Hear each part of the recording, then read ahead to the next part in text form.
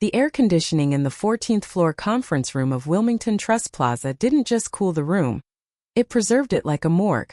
It smelled of stale premium coffee, expensive Italian calfskin, and the distinct metallic scent of institutional greed.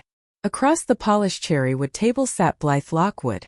At 54, her face was a masterpiece of surgical precision, tight, unyielding, and completely devoid of human warmth. Beside her, his thumbs flying across the screen of a customized iPhone, was her son Thatcher. He wore the uniform of a modern Delaware tech bro, a cashmere Patagonia vest, an oversized Audemars Piguet watch, and a smirk that made my knuckles ache. Blythe didn't look at me. She looked at the document between us. It was a standard Title 12 Delaware statutory inheritance waiver. Form 40 to be. "Sign it, Leona," she said. Her voice was flat, like a razor blade sliding across silk. "You don't have the leverage. You don't have the time. And frankly, you don't have the stomach for what comes next if you refuse." Thatcher chuckled without looking up from his phone. "Look at the bright side, sis. You walk away with your clean reputation. No grand jury. No headlines in the news journal. Just a quiet exit." I looked down at my hands. They were bare. No diamonds. No heavy gold. Just the faint scar on my left index finger from when I used to work the line at my father's first chemical packaging plant in Newcastle, back when we were still poor enough to love each other. "And if I don't?" I asked. My voice was a whisper. A perfectly rehearsed performance of a broken woman clinging to the edge of a cliff. Blythe finally raised her eyes. They were the color of stagnant river water. "If you don't, the affidavit regarding the 2023 refinery logbooks goes to the state attorney's office by 5 p.m. You signed off on the safety inspections, Leona. 3 men were hospitalized. If Thatcher hands over those altered digital logs, you're not looking at a civil suit. You're looking at criminal negligence. Manslaughter, if the state prosecutor wants to make a name for himself." It was a beautiful frame-up. Meticulous. Cold. The kind of backstabbing that usually belongs in cheap revenge stories sold at airport newsstands. But this wasn't fiction. This was my life, stripped down to an ultimatum inside a soundproofed room. I turned my head slightly toward the end of the table. Sitting there, completely silent, was Arthur Merrick. He had been my father's personal estate attorney for 34 years. He was a man who knew where every body was buried because he had personally drafted the deeds to the graveyards. He met my gaze. His face was an unreadable mask of old money legal stoicism. But then, just for a fraction of a second, the corner of his mouth twitched upward. It was a microscopic, dangerous smile.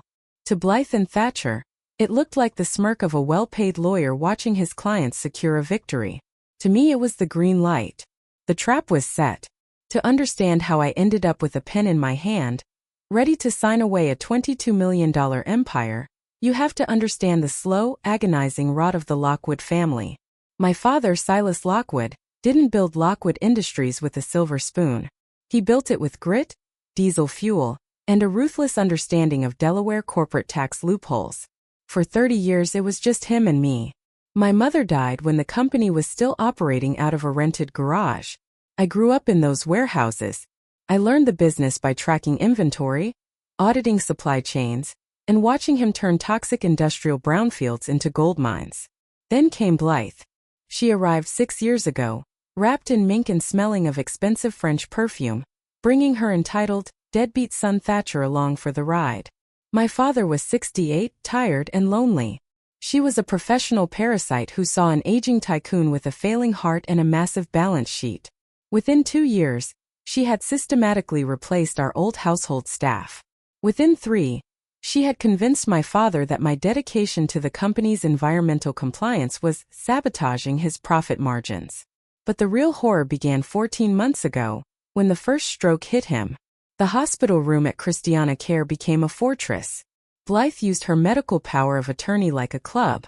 She restricted my visitation rights to 15 minutes a day, always supervised by a private security guard she paid under the table.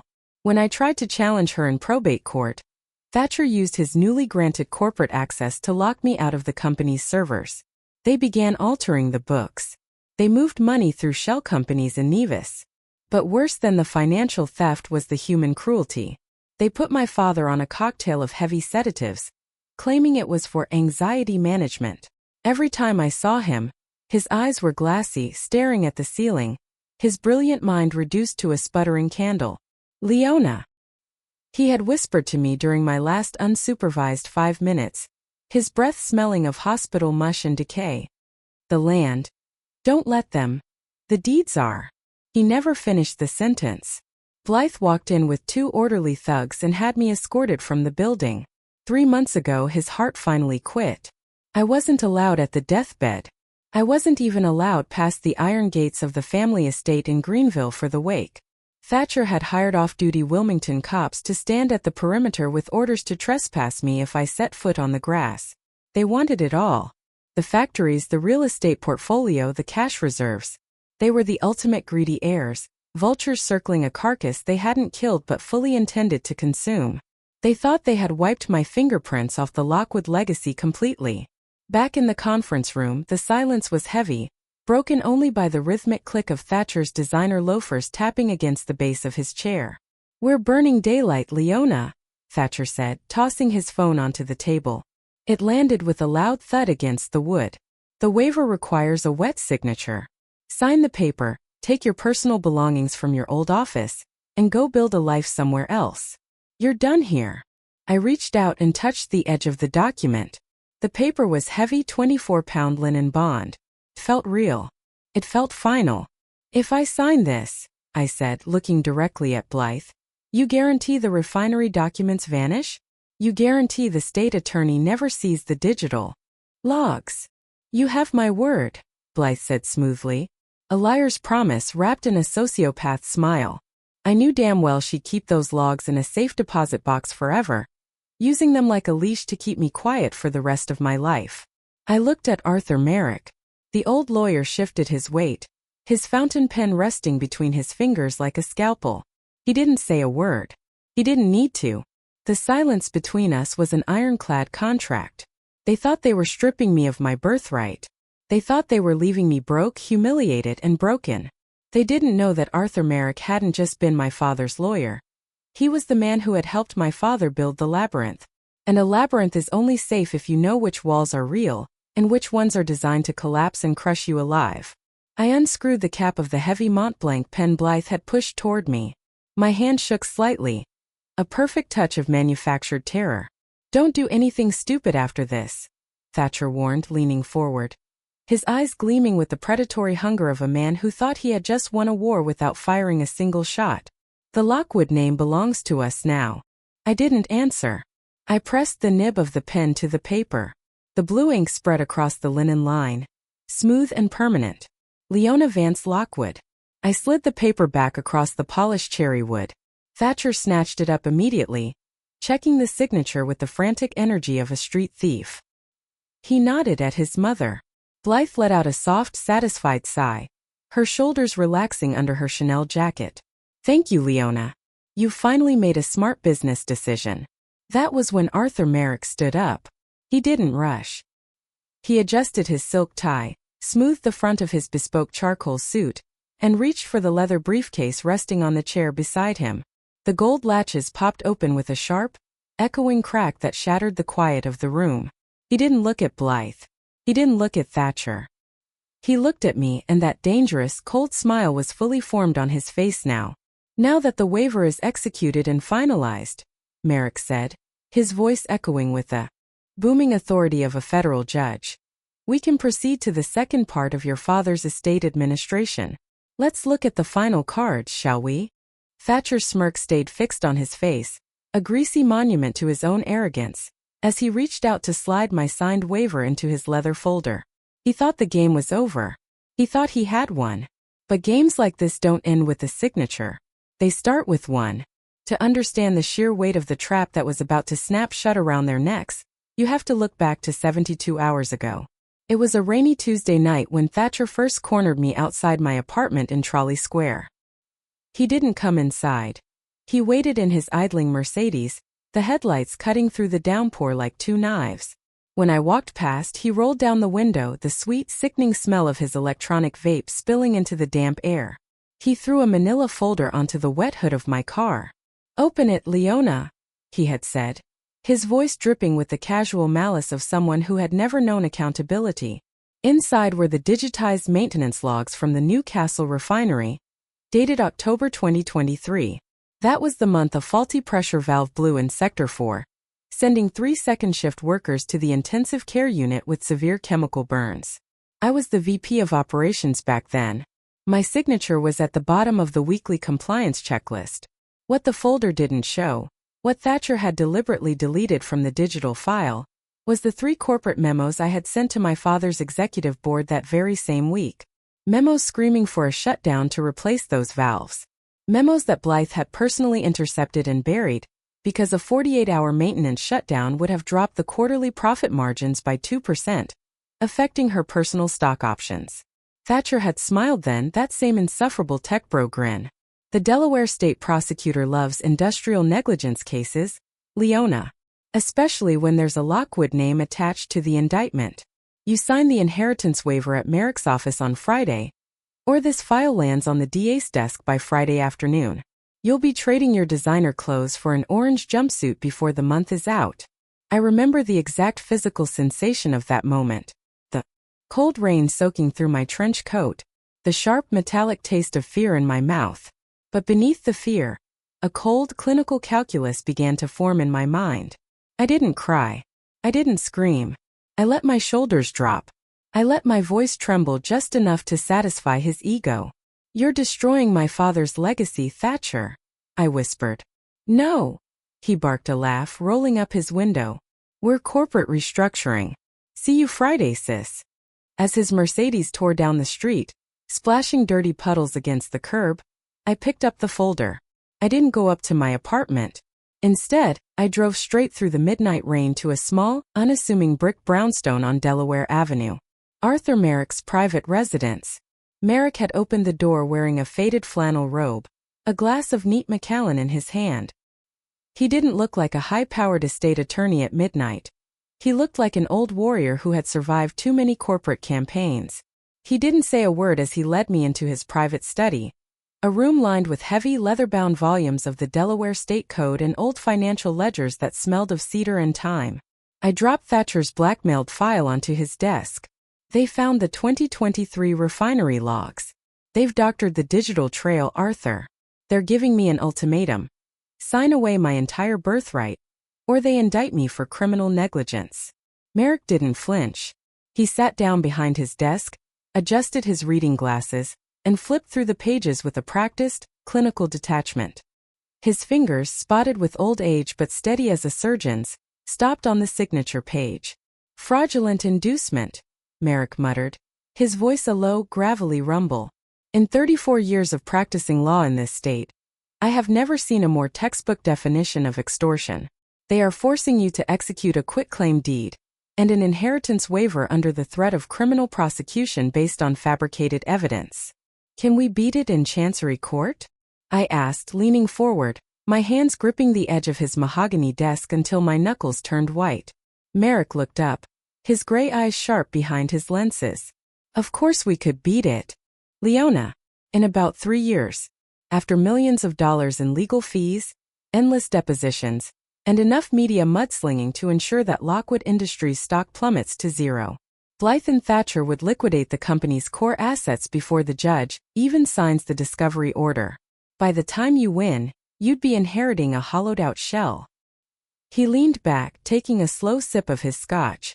The ice clinked against the crystal, a sharp, cold sound in the quiet room. No, Merrick continued, a dangerous light glinting in his eyes. We don't fight them in court. We let them think they've already won. We use malicious compliance. That was the night I learned the true depth of my father's foresight. Silas Lockwood was a hard man, a ruthless businessman, but he wasn't blind. He had known exactly what kind of parasitic creatures he had brought into his home when he married Blythe.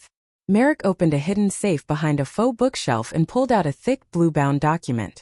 The real, unamended last will and testament of Silas Lockwood, executed exactly 11 months ago, during a 3-day window when my father had checked himself into a private clinic under an assumed name to escape Blythe's watchful eyes. Your father knew they would try to isolate him, Merrick explained, laying the document flat on the desk. He knew that once his health failed, Blythe would use every legal and illegal lever at her disposal to squeeze you out. That's why we drafted the conditional trust clause under Section 9 of his estate plan. Merrick pointed a blunt finger at a paragraph written in dense, uncompromising legal prose.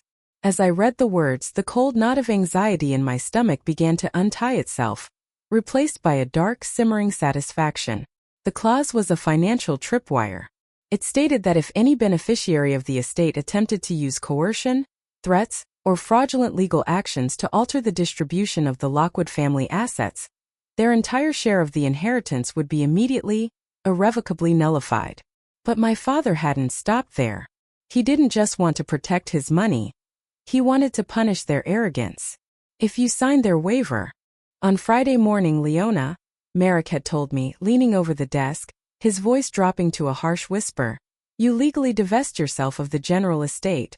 To Blythe and Thatcher, it will look like they have one total control of the 500-acre Kent County agricultural tract and the 3 active chemical processing facilities. They think they are inheriting a $22 million empire. And what are they actually inheriting, Arthur? I asked. Merrick's face hardened into a mask of pure, unadulterated legal malice. They are inheriting a financial execution chamber. The Kent County tract was secretly flagged by the EPA 3 weeks ago. There is an underground plume of trichloroethylene migrating from the old 1980s storage tanks directly into the local water table. Under the federal CERCLA statutes, the current owners of record are strictly, jointly, and severally liable for the entire cleanup cost. The preliminary EPA estimate for soil remediation is $25 million. I sat back in my chair, stunned. $25 million? That's more than the entire value of the land. Precisely, Merrick said, a low chuckle escaping his throat. And because it's a federal environmental liability, it cannot be discharged through standard corporate bankruptcy. Whoever owns that land must pay, or face federal seizure of all their personal assets.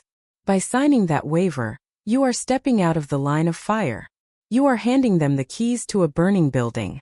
It was a beautiful piece of financial engineering, the kind of calculated, penny-by-penny retribution you read about in classic revenge stories, where the villain's own greed becomes the rope that hangs them. Blythe and Thatcher were so blinded by their own malice, so consumed by the desire to see me broken and destitute, that they hadn't done their due diligence. They hadn't checked the EPA registries. They hadn't verified the environmental liabilities of the assets they were so desperate to steal. They were simply greedy heirs rushing to claim a prize that was engineered to destroy them. Now, back in the present moment, inside the suffocating air-conditioned chill of the Wilmington Trust conference room, the trap was finally springing shut. Thatcher had just tucked my signed waiver into his breast pocket like a trophy. Blythe was already adjusting her pearl necklace, her eyes scanning the room as if she already owned the building we were sitting in.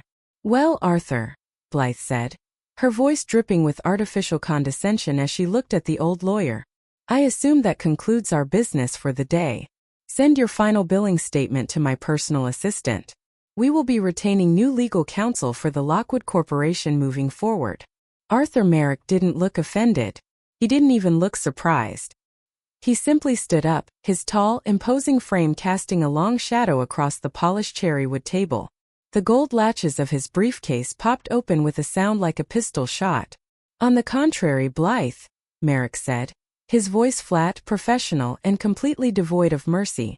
He reached into the briefcase and pulled out 3 separate colored folders, laying them out on the table like a dealer revealing the final cards in a high-stakes poker game. The signing of Leona's waiver was merely the prerequisite condition. Now that she is legally removed from the general estate, we can officially address the federal compliance mandates and the forensic audit reports that your new ownership status has just triggered. Thatcher's smirk faltered for a fraction of a second. He glanced at the folders, his fingers twitching against his phone. What the hell are you talking about, Merrick? The company is ours. The paperwork is signed.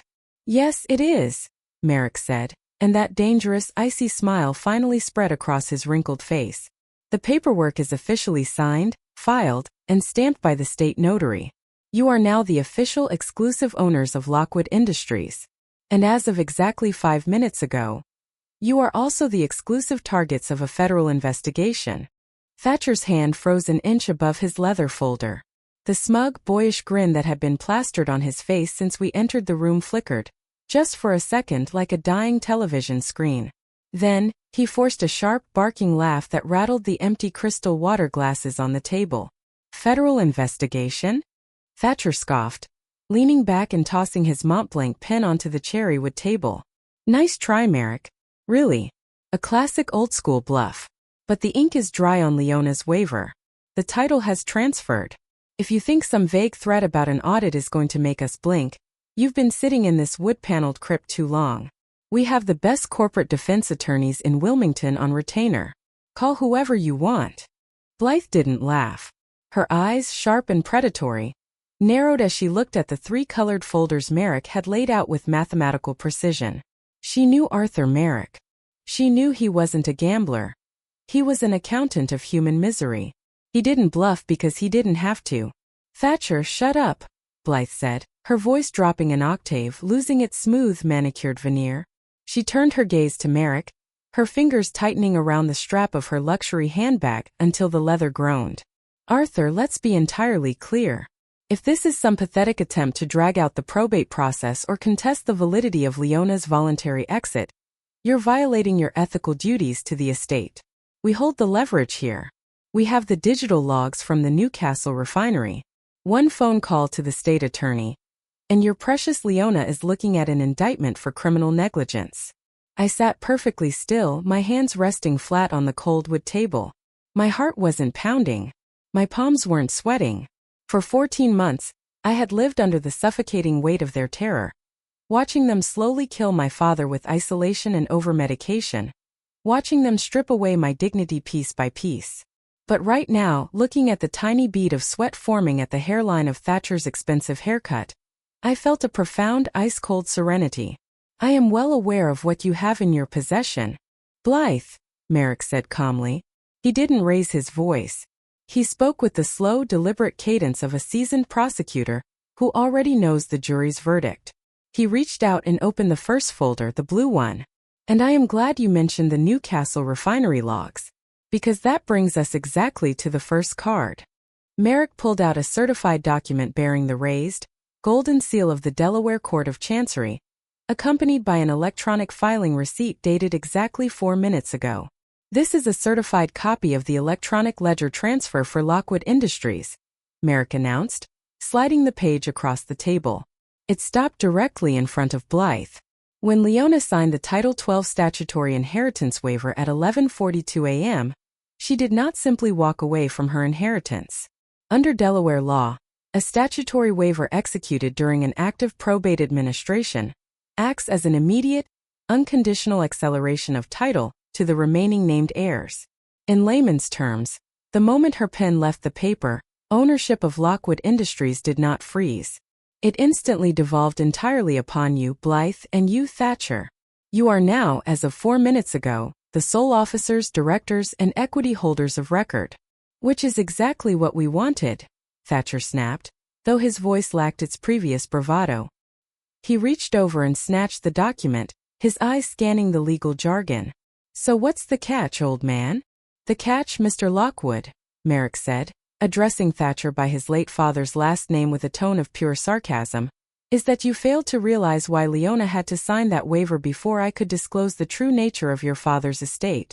If Leona still held even a fraction of a % of ownership, the estate would be classified as a contested corporate entity under Chancery Rule 165. The liabilities would be stayed. But by forcing her out, by using what the law defines as fraudulent inducement and extortion under color of right, you swallowed the bait whole. Merrick leaned forward, resting his palms on the table, staring directly into Blythe's eyes. You wanted 100% of the asset value. But under federal law, you cannot separate the asset from the blood attached to it. He tapped the second folder, the red one. Let's talk about the 500-acre Kent County agricultural tract, Merrick said, his voice dropping into a harsh, clinical rhythm. The crown jewel of your new portfolio. The land you estimated to be worth $20 million based on the commercial zoning permits Thatcher secretly negotiated with the Dover Development Board last month. Did you think your father didn't see those emails, Thatcher? Did you think he didn't know you were planning to bulldoze his first chemical storage facility to build a luxury logistics park? Thatcher's face drained of color. He opened his mouth to speak, but Merrick cut him off with the sheer authority of his voice. On May 12, exactly 3 weeks ago, the Regional Office of the Environmental Protection Agency executed a confidential administrative search warrant under the authority of the Comprehensive Environmental Response, Compensation and Liability Act, CERCLA, better known as the Superfund Law. Merrick pulled a thick, double-sided report from the red folder. The cover page bore the stark, black emblem of the EPA. During the late 1980s, before the secondary containment laws were updated, Lockwood Chemical utilized 4 unlined underground storage tanks on the northern perimeter of the Kent County tract to hold trichloroethylene TC, a highly carcinogenic industrial solvent. Your father decommissioned those tanks in 1994. What he didn't know until 6 months ago, when we conducted a private geological survey for a potential refinancing loan, was that tank number 3 had suffered a catastrophic structural failure before it was sealed. There is currently a subterranean plume of TCE, measuring approximately 2 miles in length, migrating directly southwest through the clay strata. It has just breached the local municipal aquifer that supplies drinking water to 3 residential subdivisions in Smyrna. The silence in the room became absolute. The only sound was the faint mechanical hum of the building's ventilation system. Blythe sat frozen, her manicured hand hovering over the EPA report as if it were a venomous snake. What does that have to do with us? Blythe whispered, her voice trembling with a mixture of anger and rising panic. That was 30 years ago. Silas was the CEO. The corporation is liable, not us personally. Under normal circumstances you would be correct, Blythe, Merrick said, and for the first time a grim, humorless smile touched his lips. But you didn't let this go through normal corporate probate. Yesterday morning at 9 a.m., acting under your newly granted corporate power of attorney, you signed an expedited asset distribution deed. You took the Kent County tract out of the corporate shield of Lockwood Industries and transferred the title directly into your personal family trust, the Lockwood Vance Heritage Trust, of which you and Thatcher are the sole trustees and guarantors. Merrick stood up, walked to the dry bar in the corner of the room, and poured himself a glass of water. He took a slow, deliberate sip before turning back to face them. Under Section 107 of the CERCLA Statute, 42 U.S.C. Section 9607, liability for a hazardous substance release attaches strictly, jointly, and severally to the current owners of the property. The law does not care who spilled the chemicals 30 years ago. It only cares who owns the dirt today. Because you pierced your own corporate veil to grab the land personally before the probate court could review it, you have volunteered for personal, unlimited financial liability. Merrick walked back to the table and dropped a single sheet of paper on top of the EPA report. It was an official administrative order from the federal government. The preliminary EPA remediation mandate requires immediate installation of 24 deep-core pump-and-treat filtration wells, along with a mandatory soil excavation of the entire northern sector. The estimated cost for Phase 1 alone is $25,480,000. And because it is a federal environmental cleanup mandate, it is non-dischargeable. You cannot bankrupt your way out of it. If the trust cannot pay, the federal government has the immediate statutory right to attach liens and seize any and all collateral assets held by the trustees. Your houses, your vehicles, your personal bank accounts, every cent you have ever stolen, Blythe, now belongs to the United States Environmental Protection Agency. This is bullshit. Thatcher roared, slamming his fists onto the table as he surged out of his chair. His expensive Patagonia vest bunched up around his neck, making him look smaller, like a trapped animal in a cage. You knew this. You and Leona set this up. This is a fraudulent transfer. We'll sue you into the dirt, Merrick. We'll have your license by noon. Sue me for what, Thatcher? Merrick replied, his voice deadly quiet. For executing the documents you brought to this office? For complying with the ultimatum you delivered to Leona in the rain 72 hours ago? You accused her of negligence. You threatened her with jail. You demanded she sign the waiver. We merely gave you exactly what you asked for. That is not fraud, Mr. Lockwood. That is compliance. I finally spoke. I leaned forward, looking past Merrick's towering frame straight at my stepbrother. You told me the Lockwood name belonged to you now, Thatcher. You were right. Along with every gallon of poisoned groundwater beneath it. Blythe's face had gone from pale to a ghastly mottled gray beneath her makeup. She wasn't looking at Thatcher. She was looking at the third folder, the black one that still lay unopened on the table. Her instinct for self-preservation, honed through decades of social climbing and financial manipulation, was screaming at her. She realized that a $25 million environmental liability was only the left claw of the trap. The right claw was still waiting in the dark. The third folder, Arthur, Blythe said, her voice cracking, her carefully cultivated composure completely shattered. What is in the third folder? Merrick didn't answer right away. He reached down, took the black folder and flipped it open. Inside was a stack of forensic accounting spreadsheets, highlighted in neon yellow and pink, interspersed with copies of bank wire receipts from the Bank of Nevis and the Standard Chartered branch in the Cayman Islands. Your son Thatcher considers himself a financial genius, Merrick said, his voice dripping with professional contempt. When he locked Leona out of the company servers 14 months ago, he didn't just alter the refinery maintenance logs to frame her. He also began restructuring the corporate cash flow to fund your personal lifestyle. Over the last year, Thatcher has authorized 42 separate wire transfers from the Lockwood Industries payroll account to an offshore entity known as Vanguard Global Holdings, registered in Charlestown, Nevis. Those were legitimate management consulting fees, Thatcher muttered, though his knees seemed to give out, and he slid heavily back into his chair, his eyes staring blankly at the spreadsheets. They were unauthorized, uninvoiced extractions of corporate capital designed to evade federal corporate income tax. Merrick corrected him sharply. Totaling $4,622,000. You thought you were being clever, Thatcher. You thought that because the accounts were offshore they were invisible. What you failed to realize is that your father's primary banking institution, Wilmington Trust, is a federally regulated entity subject to the Bank Secrecy Act. Merrick pulled out a final document, a formal heavy stock letterhead, bearing the seal of the Department of the Treasury.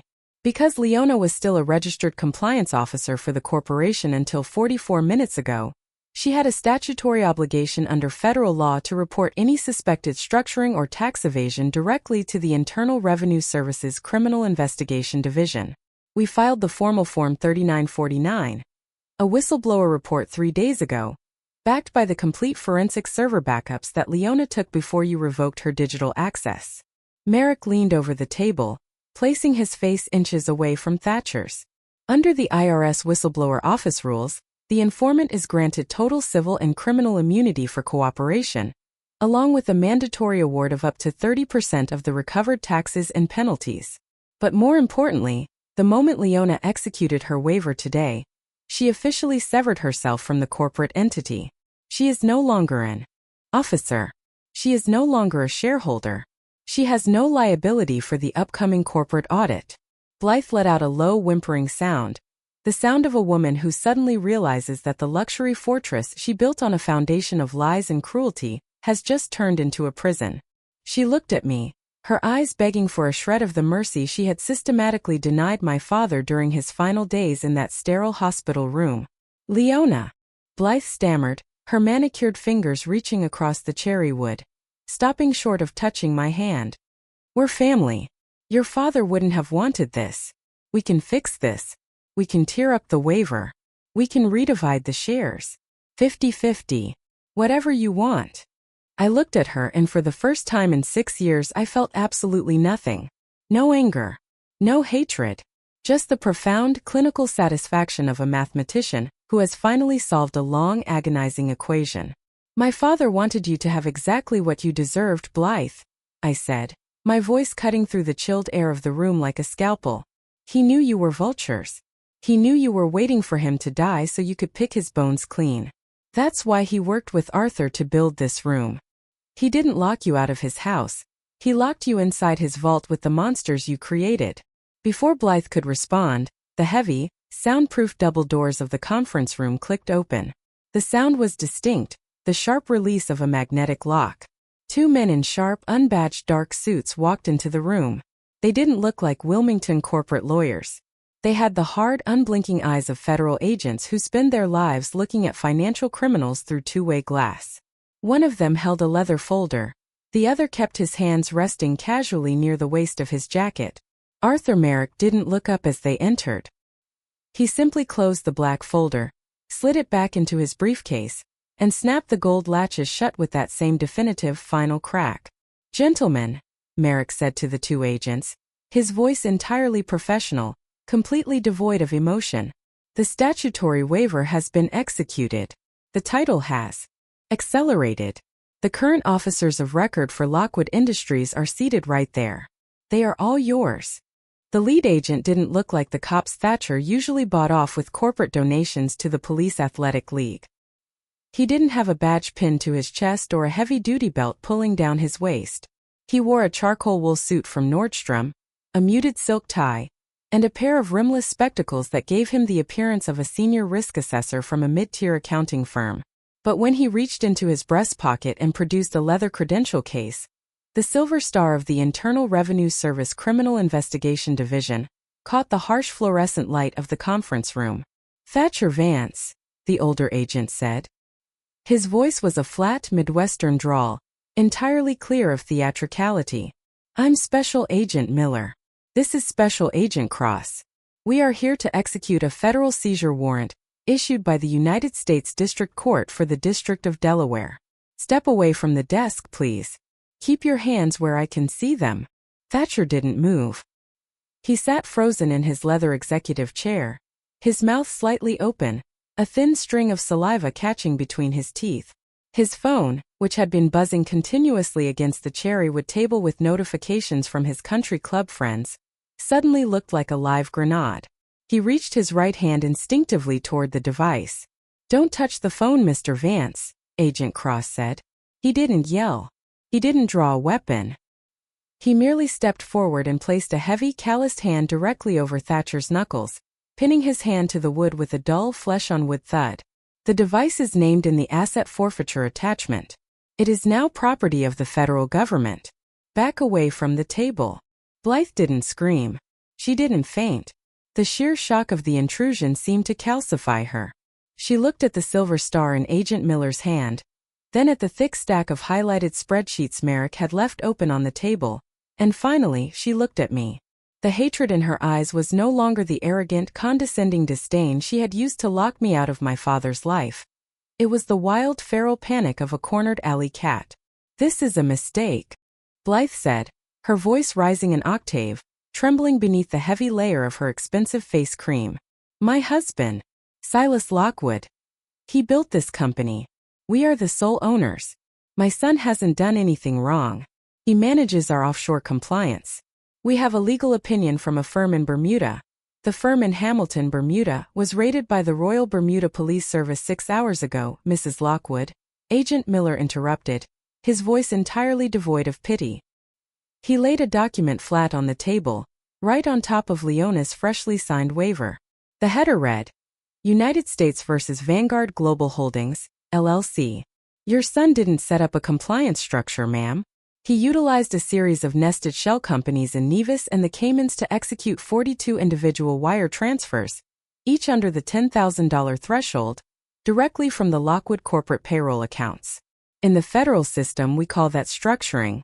Under Title 31, United States Code, Section 5324, it carries a mandatory 5-year minimum per count. And because those funds were used to purchase your personal real estate in Palm Beach, and 3 luxury vehicles currently registered to your name, the Department of Justice has authorized the immediate freeze of all connected domestic accounts." Thatcher finally found his voice, though it sounded weak, like a child crying from the bottom of a well. Mom, call Sterling. Call the firm. Tell them Merrick set us up. Leona did this. She was the one who signed the 2023 payroll authorizations." I leaned forward, resting my chin on my laced fingers, looking at my stepbrother's sweating, pale face. "I signed the operational authorizations, Thatcher. But I didn't authorize the wire routing to Vanguard Global. You did that using your personal executive security key, the one you changed the day after my father's first stroke. You wanted total control of the digital ledger, remember? You told the IT department that I was a liability. You wanted your digital thumbprint on every dollar that left this building. Well, now you have it. Blythe's eyes snapped to the inheritance waiver that still sat between us. The blue ink of my signature was completely dry now, a dark permanent scar on the linen paper. With a sudden desperate lunge, her manicured fingers clawed across the table, her long acrylic nails digging into the wood as she tried to grab the document. She wanted to rip it. She wanted to tear it into 1,000 pieces, believing that destroying the paper could somehow undo the reality of the last 10 minutes. Arthur Merrick didn't even reach out to stop her. He simply watched her with a cold, detached amusement as Agent Cross intercepted her wrist, his grip firm but professional, forcing her hand back down. "Don't do that, Mrs. Lockwood," Merrick said, his voice a low dry rasp. "The document you are attempting to deface is no longer a mere piece of paper. It was scanned, encrypted, and uploaded directly into the Delaware Chancery Court's electronic filing queue by my paralegal exactly 6 minutes ago. The clerk of the court has already stamped it. The transfer of title is absolute. You are the exclusive owners of Lockwood Industries, the Kent County tract, and all associated liabilities. You wanted the crown, Blythe. You fought for it. You lied for it. You let my oldest friend die alone in a sedated haze to get it. Enjoy the weight of it. You be bastard." Blythe spat, a fleck of white foam appearing at the corner of her mouth. Her carefully coiffed hair had fallen loose, a single strand hanging over her eyes, destroying the illusion of her upper-class perfection. "You ruined us. You and this miserable bitch. Silas would have cursed you." "Silas didn't curse me, Blythe," I said, standing up from my chair. The motion was slow, deliberate. I smoothed down the front of my tailored black wool dress, the same dress I had worn to my father's lonely, restricted funeral service 3 months ago, when Thatcher's hired thugs wouldn't let me pass the cemetery gates. I didn't feel angry anymore. The heat of the rage had burned out weeks ago, leaving behind only the cold, sharp steel of a calculated resolution. "My father knew exactly what you were doing," I continued, walking slowly around the table until I stood directly behind Thatcher's chair. He flinched as my shadow fell over him. He knew about the sedatives. He knew about the isolated hospital room. He couldn't speak, he couldn't fight you physically, but his mind was still completely intact until the very end. The night before he died, when you left him alone for an hour to go have dinner at the green room with your real estate brokers, Arthur brought a notary to his room. I reached into my small leather clutch and pulled out a single sheet of paper, not a court document, but a certified statement of account from the Wilmington Trust Private Banking Division. I laid it gently in front of Blythe's hollow, staring eyes. "You thought his $22 million net worth was tied up in the factories and the Kent County land," I said, my voice dropping to a harsh whisper that seemed to absorb all the remaining air in the room. "But 3 years ago, before you even convinced him to change his general will, my father worked with Arthur to systematically liquidate his personal stock portfolio and his offshore cash reserves. He moved exactly $14,400,000 into a closed-end, asset-protected entity known as the Silas Lockwood Legacy Trust." Blythe's breath caught in her throat. She stared at the numbers on the sheet. The trust? Who is the beneficiary?" "Me," I said. "Just me. It is an irrevocable trust. Under Delaware law, an irrevocable trust established for a blood descendant is entirely immune to any corporate liabilities, any environmental lawsuits, and any claims made against the general estate. It cannot be touched by the EPA. It cannot be touched by the IRS. It is clean, dry, unpoisoned money, and because it was established more than 2 years before his death, it sits completely outside the probate pool." Thatcher looked up at me, his eyes bloodshot, his face wet with a mixture of sweat and tears. "Leona, please. The EPA. The $25 million, we don't have that kind of liquid cash. If they freeze our accounts, we can't even pay the corporate defense lawyers. We'll lose everything. The house in Greenville. The Palm Beach condo. Everything." "Then I suggest you public defend your way out of it, Thatcher," I said, showing him the same cold, unblinking smile he had given me in the rain outside my apartment 72 hours ago. "You told me I was done here. You told me to take my personal belongings and go build a life somewhere else.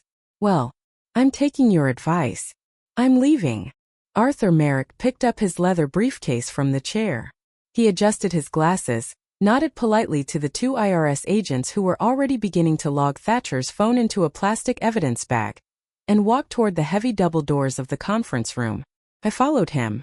As my hand touched the brass handle, I stopped and looked back one last time. The room was no longer a symbol of corporate majesty. It was a ruin. Thatcher was slumped forward, his forehead resting against the polished cherry wood, his shoulders shaking with silent, pathetic sobs. Beside him, Blythe sat completely motionless, her eyes fixed on the blue signature line of the waiver, her fingers still twitching against the leather of her expensive bag. Realizing that every penny she had spent the last 6 years trying to steal had just turned into a federal noose around her family's neck. The heavy doors clicked shut behind us, the sound of the magnetic lock sealing them inside with the federal government. The elevator ride down to the lobby was silent. The brass indicator numbers ticked down 14, 12, 10, 8, each click sounding like the release of a heavy gear. When the doors opened into the marble expanse of the Wilmington Trust Plaza lobby, the bright, mid-afternoon Delaware sun was streaming through the 3-story glass windows, warming the air. We walked out onto the bustling sidewalk of Market Street. The air smelled of hot asphalt, fresh soft pretzels from the street vendors, and the clean open river breeze coming off the Christina River.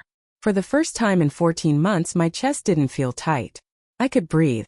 Merrick stopped near the corner where a black Lincoln Continental was waiting at the curb, its engine idling quietly. He turned to me, his old money stoicism finally fracturing into a genuine warm smile. Your father would have been extremely proud of your compliance today, Leona, the old lawyer said, his voice softening. He always said you had the best analytical mind in the family. You didn't just survive them. You let them use their own weight to break their own backs.